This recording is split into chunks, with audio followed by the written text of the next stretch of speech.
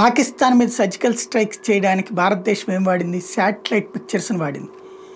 POJKలో ఎట్లుంది, అట్లాగే బాలాకోట్ దగ్గర ఎట్లుంది, అవన్నిటిని చెక్ చేసి ఆ తర్వాత చేసింది. ఇదంతా చేయడానికి రోజుల తరబడి సమయం తీసుకుంది. పోలీసులకి ఇప్పుడు ఒక చోట పేకాడుతున్నారు, ఇంకో చోట ఏదో దొమ్మి జరుగుతోంది, ఇంకో చోట జేబు దొంగతనాలు చేసి పారిపోతున్నారు, అసాంఘిక శక్తులు తిరుగుతున్నారు.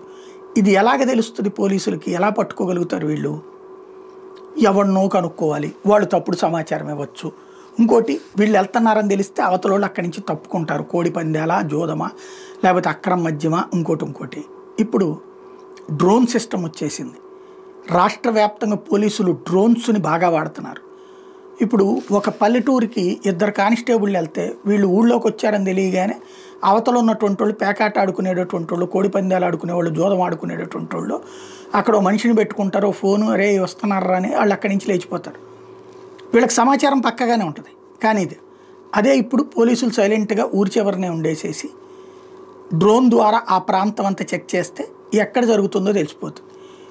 వెంటనే అక్కడికి వెళ్తారు, చుట్టూ ముడతారు, పట్టుకుంటారు. At the same time evidence ఉంటుంది. ఇప్పుడు ఇదివరకు ఎవిడెన్స్ కష్టమయ్యేది, కోర్టులో ప్రూవ్ చేయడం కష్టమయ్యేది. మళ్ళీ ఎవరినో పంచనామాలు, ఎవరినో సాక్షులు. ఇప్పుడు అదే పెద్ద సాక్ష్యం. అలాగే ఏదైతే రద్దీ ఎక్కువగా ఉండేటటువంటి ప్రాంతాల్లో దొంగతనాలు చేసేటటువంటి వాళ్ళని ఐడెంటిఫై చేయడానికి అనేది అంతా కూడా ఇప్పుడు ఈ డ్రోన్లకి ఆర్టిఫిషియల్ ఇంటెలిజెన్స్ యాడ్ చేస్తే, ఫేస్ స్కానింగ్ అన్నటువంటి సిస్టమ్ వస్తే ఇంకా మార్పులు జరిగేటటువంటి అవకాశం ఉంటుంది.